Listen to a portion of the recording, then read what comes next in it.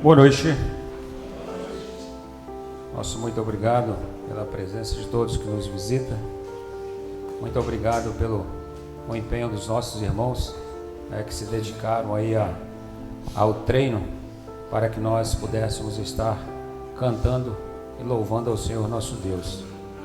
Esse tema, paz com Deus, paz já é um sinônimo de algo quase que inalcançável pela espécie humana.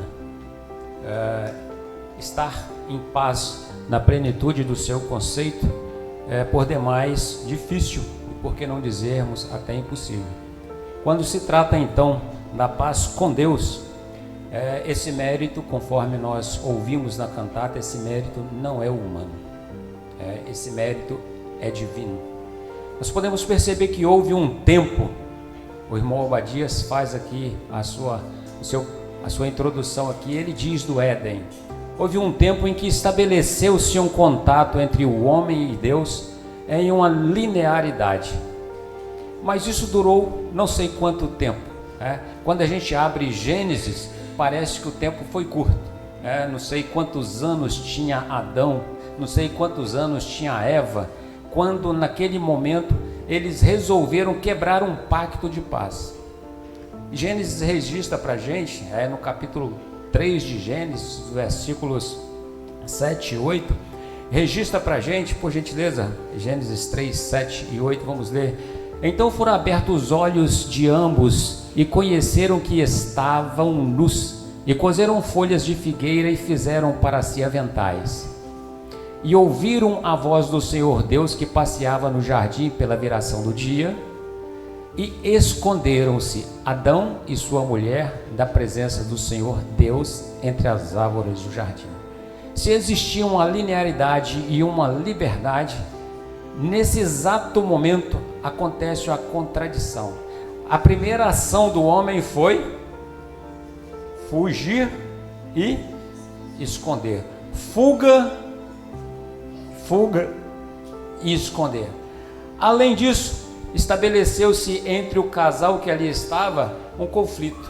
Então, naquele momento foi estabelecido um conflito entre os seres iguais, os seres humanos, e entre o ser humano e Deus.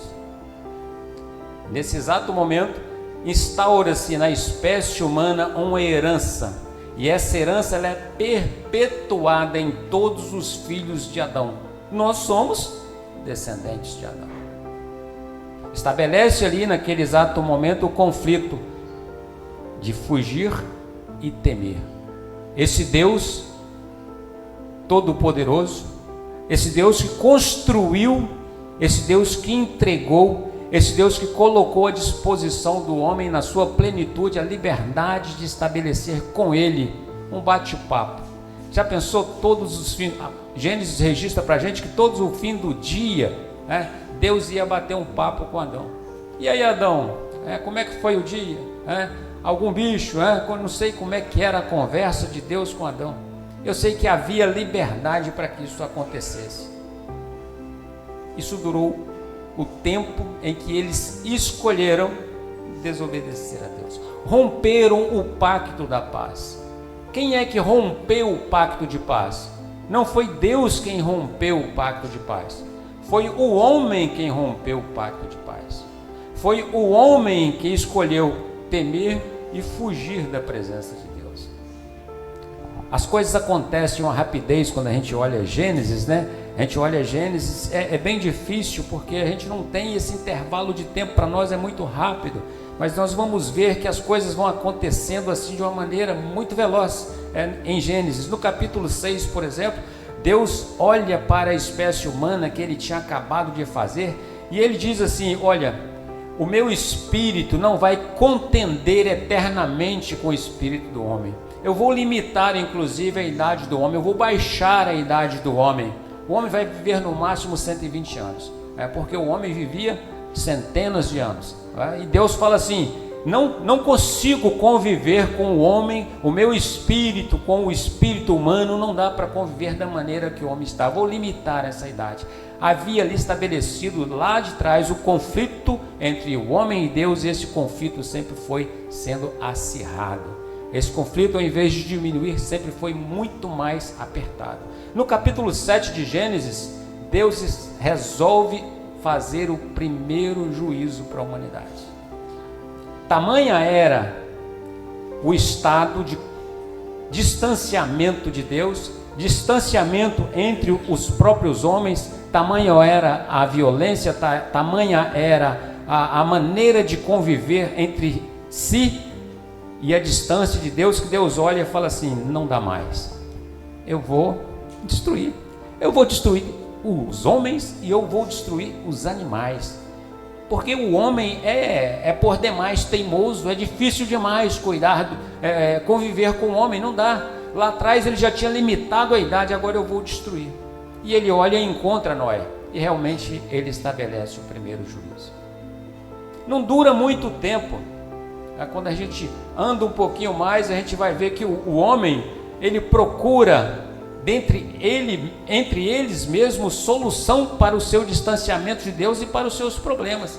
Se lá atrás houve um dilúvio que destruiu todo mundo, vamos construir alguma coisa para que isso não aconteça mais. O homem querendo dar conta de si, o homem querendo solução para os seus problemas. Veio o dilúvio? Veio. Qual é a solução para o dilúvio? Vamos construir uma torre bem alta. Se vier o dilúvio, a ideia era: vamos construir uma torre que chegue aos céus. E nós vemos o episódio de Babel, quando Deus mais uma vez tem que interferir. Percebamos então que isso está estabelecido entre a nossa espécie, entre o Rogério e Deus, entre qualquer filho de Adão e Deus. O distanciamento, o conflito existe. Toda a humanidade, se nós formos fazer um inventário histórico, quando você abre lá os povos mais antigos, nós vamos lá para o povo sumério, que é um dos mais antigos, agora mais recente, tem aí pesquisas de um povo que possivelmente fosse anterior.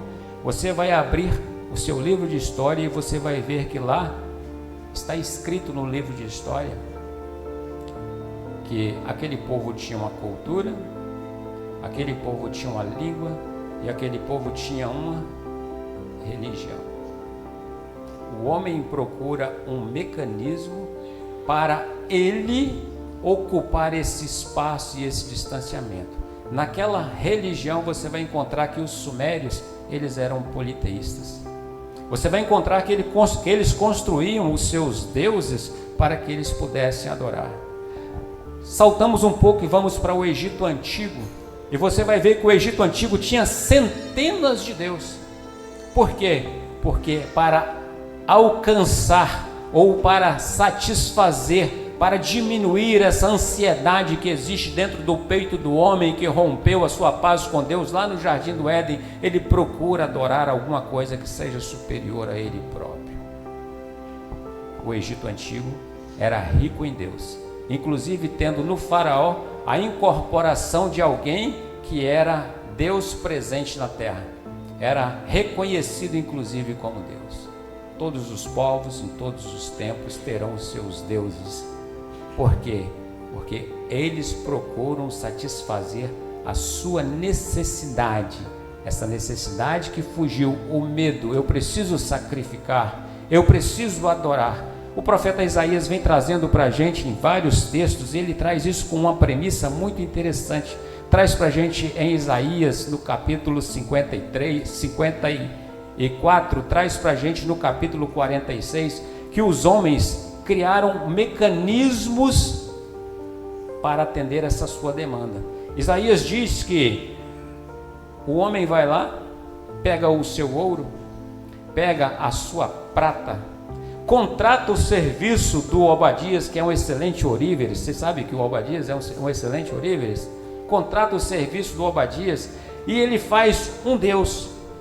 Coloca aquele Deus nas costas e leva aquele Deus que ele usou o seu próprio ouro, a sua própria prata, e contratou o serviço do Obadias e constrói aquele Deus e coloca ali, e ele se prostra diante desse Deus para adorar esse Deus. Ele sacrifica esse Deus, ele sacrifica animais, e muitos povos sacrificaram os próprios filhos. Muitos sacrificam outras pessoas para fugir dessa sua distância, querendo acalmar o seu coração para encontrar pelos seus próprios meios a solução para o pecado, para a distância que existe entre o homem e Deus. Esse é um dos mecanismos que o homem usa para fugir da presença de Deus. Existe outro mecanismo. O homem diz não a Deus. O salmista, ele traz para nós no Salmo 10, ele traz para nós no Salmo 16, ele traz para nós no Salmo 36, dizendo que existe 3 classes de pessoas que adotam esse comportamento. O primeiro, ele diz, em Salmos no capítulo 10, o versículo 1, por gentileza, projeta para a gente.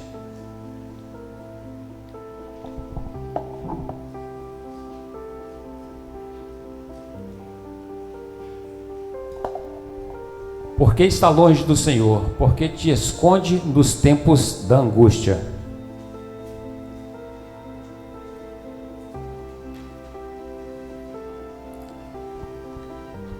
Versículo 4. Pela altivez do seu rosto, o ímpio não busca a Deus. Todas as suas cogitações são que não há Deus. O versículo 3 também do mesmo capítulo. Porque o ímpio gloria-se do desejo da sua alma, bendiz ao avarento e renuncia ao Senhor. Esses são os orgulhosos. Na negação de Deus, o homem orgulhoso cria um mecanismo para fugir de Deus. Uma das maneiras de fugir de Deus é negando. Eu não vou temer aquilo que eu não vou temer aquilo que eu não acredito. Eu não vou temer aquilo que eu não vejo. E um dos mecanismos para fazer isso é a negação. Deus não existe. A esse o salmista chamou de orgulhosos. Esses que se bastam, inclusive, que criam muitas possibilidades de dizerem para si mesmo: eu não preciso de Deus, eu não temo Deus porque Deus não existe. Tem um outro grupo que o salmista também ele chama de nécios, em Salmos no capítulo 14, versículo 1. Salmos 14, versículo 1. Disse o nécio no seu coração: não há Deus. Tem-se corrompido, fazem-se abomináveis as suas obras, não há ninguém que faça o bem. O que é o nécio? O nécio é o ignorante. O nécio é aquele que não mede as consequências, é aquele que não se preocupa com a situação. O Senhor Jesus Cristo conta uma parábola, inclusive das 10 virgens. Essa parábola é bem conhecida. E ele chama 5 dessas virgens de nécias, porque elas estavam despreparadas, porque elas não estavam preocupadas, elas estavam ignorando inclusive que o esposo viria. Elas não estavam esperando que o esposo viesse. Elas são chamadas de nécias. O salmista diz que esse grupo também, ele diz que não há Deus, e na sua ignorância ele diz para si, juntamente com outras pessoas, que ele não precisa acreditar, nega a existência de Deus, e com isso ele acredita que estará satisfazendo e atendendo às necessidades do seu coração. Tem um outro grupo ainda, no Salmo 36, o versículo 1, que são os prevaricadores, os transgressores. A transgressão do ímpio diz no íntimo do seu coração: não há temor de Deus perante os seus olhos. Não há Deus. O transgressor, o idólatra, esse que nega a existência de Deus e se cria expertise na sua maneira de viver, distanciando de Deus, atendendo às suas demandas do seu próprio coração. Pois bem, já falamos aqui de alguns mecanismos que levam o homem à procura de acalmar o seu coração em relação ao divino. Medo, temores, oferece sacrifício, procura criar os seus próprios deuses. Mas existe uma outra situação. Efésios diz para a gente que existe um outro grupo de pessoas, e essas pessoas elas são voltadas, ao contrário dos demais, às boas obras.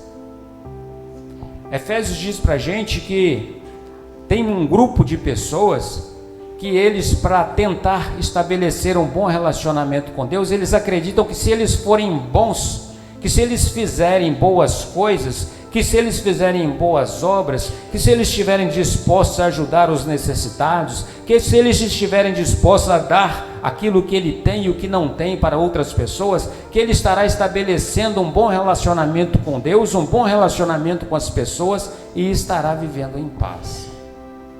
Mais uma armadilha de Satanás, porque a salvação ela vem por crer, e crer em Cristo Jesus. Não há possibilidade das minhas obras permitir que eu esteja em paz com Deus, porque pela fé seremos salvos. Isso é dom de Deus, não é dom de homem, não é dom de ninguém, para que ninguém possa gloriar-se em si mesmo.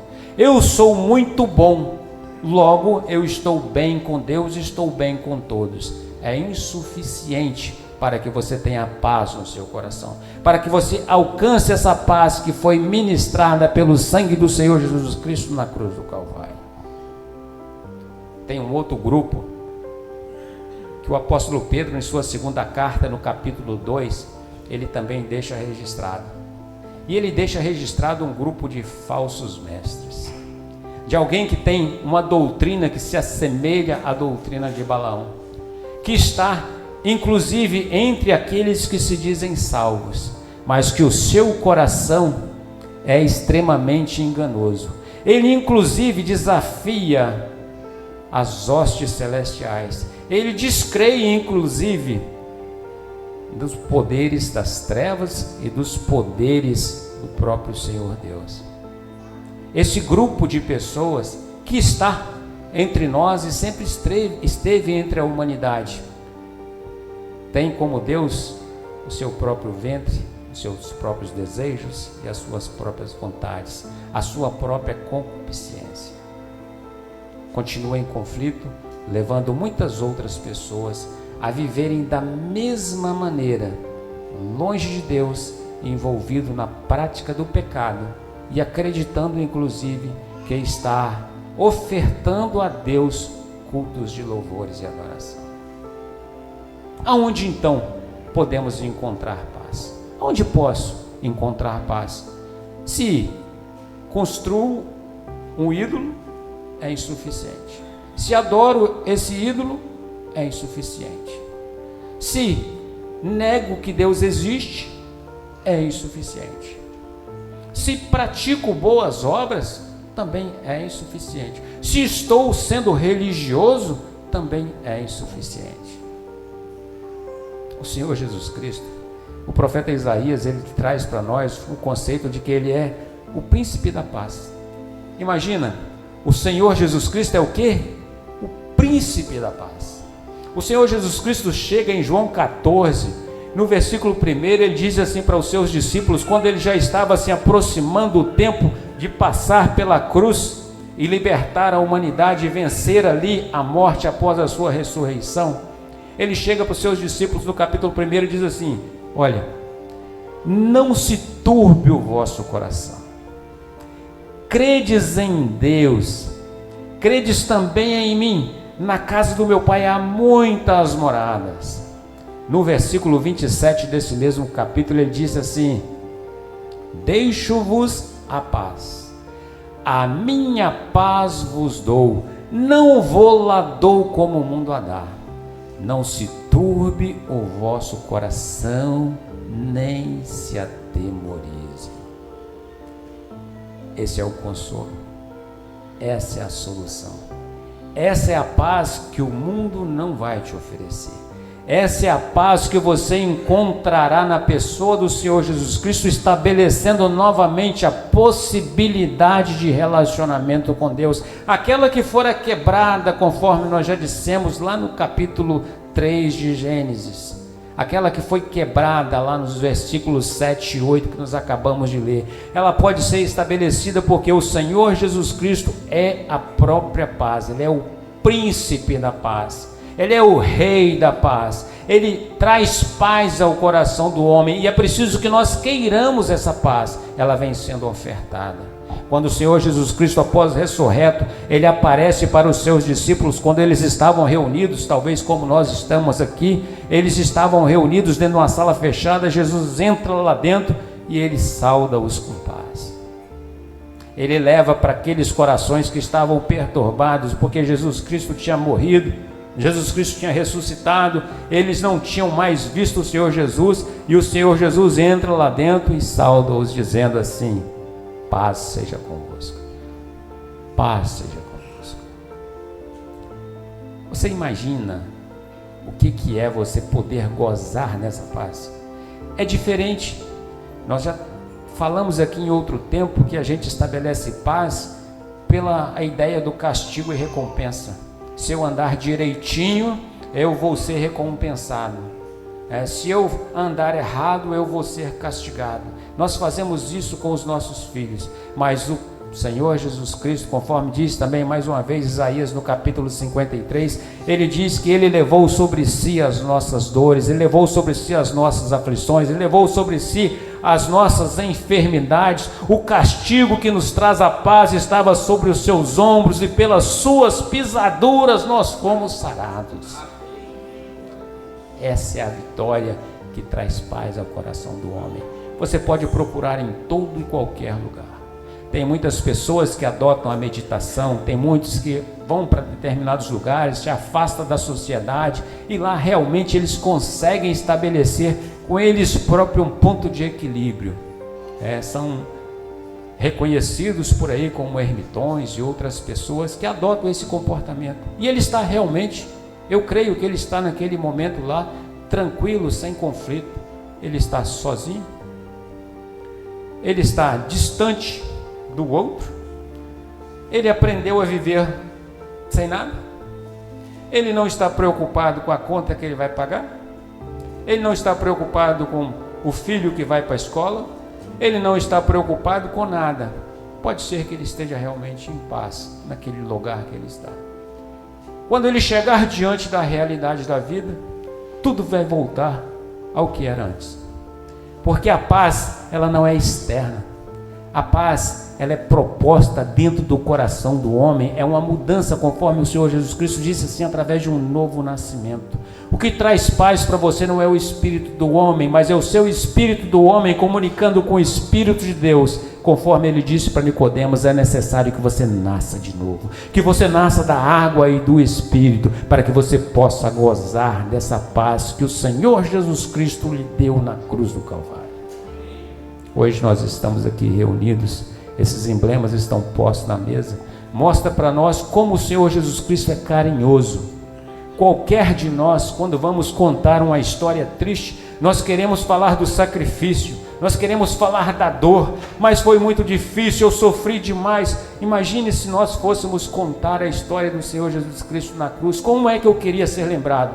Eu vou ser lembrado por aquele que teve a costela furada, os pregos nas mãos, o sangue que verteu, aquela coroa de espinho. Eu quero ser lembrado. Não, o Senhor Jesus Cristo disse para você assim: quando você comer desse pão, quando você beber desse vinho, lembre de mim. A história que ele te conta é suave. Ele estava lá na cruz do Calvário e ele olha para sua mãe, que seria uma mulher, naquele momento, desfilhada do filho mais velho, já possivelmente não tivesse o esposo. Ele olha para João, olha para Maria e fala assim: eis aí a tua mãe, eis aí o teu filho. João, cuida da minha mãe. A preocupação do Senhor Jesus Cristo com coisas que pertencem a nós enquanto homem. E ele está olhando e ele está dizendo para as pessoas que estavam ali aflitas, acalmando corações enquanto ele agonizava na cruz do Calvário.